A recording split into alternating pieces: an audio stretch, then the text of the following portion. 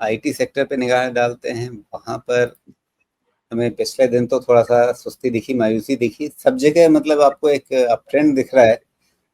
IT ही थोड़ा-सा अभी एक लैगार्ड बन रहा है। क्या ये फाइनली आपके वो राउंडिंग टॉप वाले पैटर्न की तरफ जाने की कोशिश कर रहा है?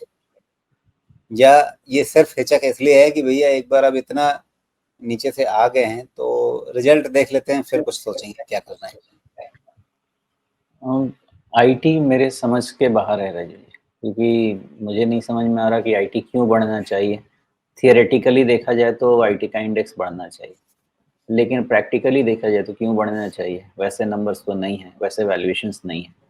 लेकिन थियोरेटिकली आप यही समझें कि ये इंडेक्स का एक टॉप बन गया है 46.5 के आसपास, which is a defined top. उसके पहले कोई भी किसी चीज़ की जल्दबाजी नहीं है। मे बी ये वेल्थ क्रिएटर नहीं रहेगा, हो सकता है 1-2 साल या 1 साल कम से कम यही रेंज में रह जाए, और फिर इसके लिए कुछ नया हो या वैल्यूएशन नॉर्मलाइज़ हो जाए, 1 साल का ईपीएस ऐड हो जाए, उसके बाद कुछ हो।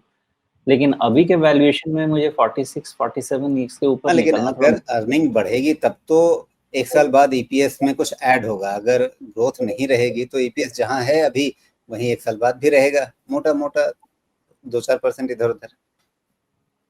ग्रोथ का कोई रीज़न नहीं समझ में आ रहा ना मुझे। तो जी। उसके लिए तो समय लगेगा। इनफैक्ट मुझे क्या, जो आईटी एनालिस्ट हैं उनको ही समझ नहीं आ रहा, आईटी कंपनीज़ को नहीं समझ में आ रहा।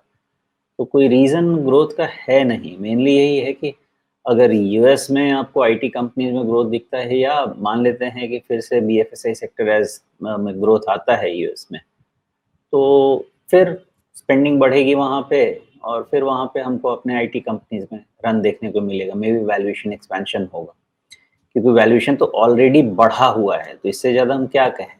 और वैल्यूएशन और एक्सपैंड ही करेगा, इससे ज़्यादा कोई फंडामेंटली तो बहुत एनकरेजिंग नहीं हो जाएगा ना।